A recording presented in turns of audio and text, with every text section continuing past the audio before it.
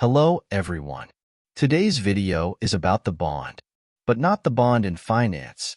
This is about the bond in Alchemia Story. Without further ado, let's get started. So, what exactly is a bond? If you have played other games, you may be familiar with the word guild.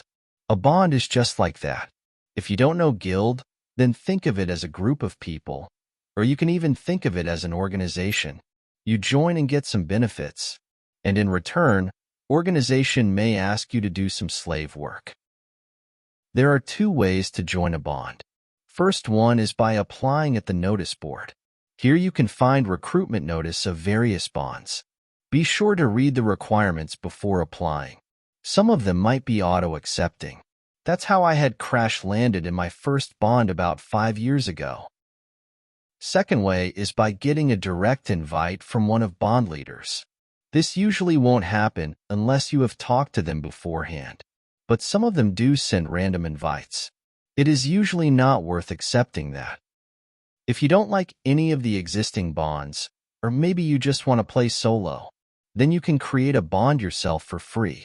This can be done by going to the priest in the duchy church.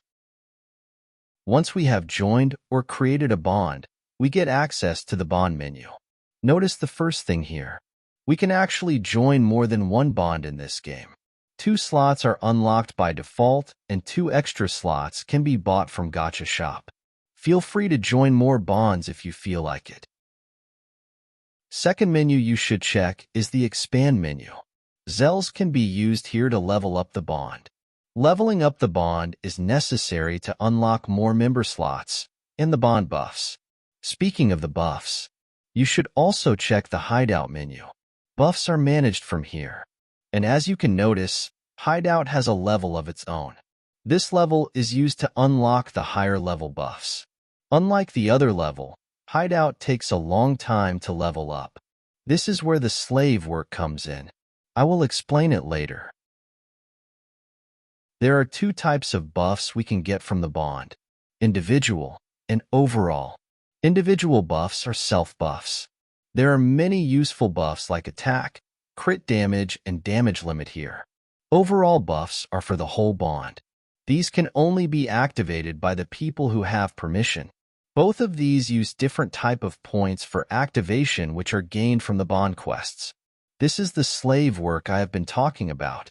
Co-op quests are weekly and they are necessary to level up the hideout, while solo quests are daily quests and only necessary for individual buffs. Just doing 1 or 2 of these quests every day is enough. That's all we need to know about the bond. If you have any questions, feel free to ask me in the comments or contact me at the Discord. And don't forget to like, subscribe, and share with your friends. See you next time.